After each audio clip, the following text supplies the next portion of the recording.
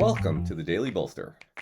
Each day we welcome transformational executives to share their real-world experiences and practical advice about scaling yourself, your team, and your business.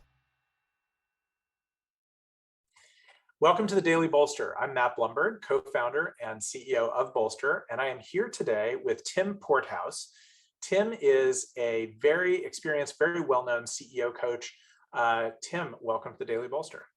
Thank you, Matt. Pleasure to be here. Big fan of your work.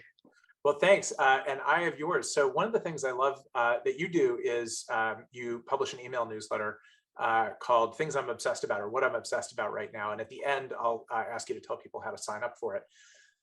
But you've written a bunch lately about CEOs who are navigating the downturn.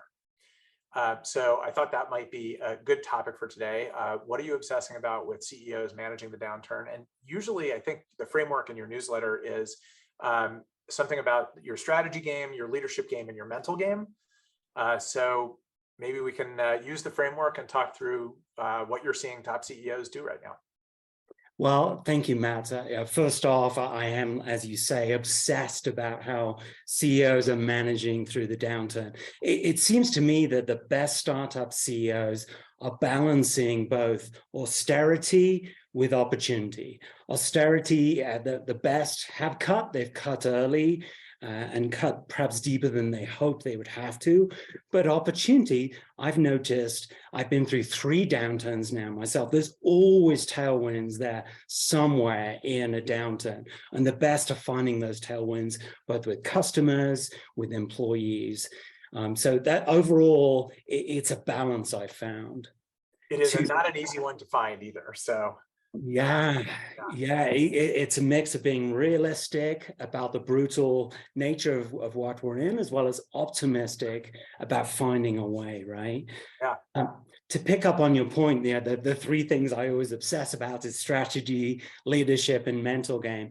On the strategy side, what I'm seeing is the best startup CEOs have become extremely focused. Yeah, the 80-20 rule is really in play here at the moment. That means obsessed about who are the real ICP, Right. ideal customer profile customers, but also obsessed with how do we navigate towards a path towards profit.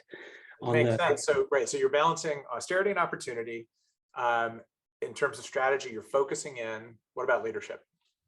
On the leadership side, this is, again, another balance, right? So on one hand, this is an opportunity to do a culture reset. We've seen some extreme examples. Hello, Elon Musk. I'm not sure we want to go that far, but what he's really done well is instituted a high performance culture. And all of my clients are looking at that. But at the same time, we have to have compassion for the people we're asking to do even more with, and they need our gratitude and appreciation.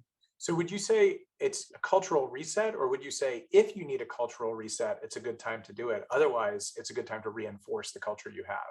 Yeah, very fair point. I would say that almost all of my CEOs have come out of this thinking, we did get to a period of excess, Matt, and there was an opportunity to kind of reset around more high performance and what that means. So I would say there is, for most people, it is somewhat of a reset. All right, now let's hit what I think may be the most important area of your focus, which is CEO's mental game. So what are the best CEOs doing right now in this environment in terms of keeping themselves sane? Yeah, I think first of all, we have to acknowledge it is incredibly tough and stressful for CEOs right now.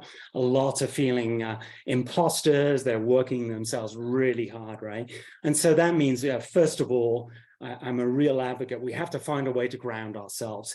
For me and for a lot of CEOs, that's just some form of exercise like journaling, or finding a way just to process the stuff we're going through.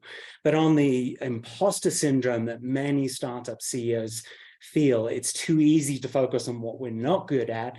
And I challenge my clients to really focus on what are you good at? Lean into your strengths and build from that foundation, as well as look at what you can learn from the stress you're feeling. There's always a 2% truth that you're feeling within that imposter.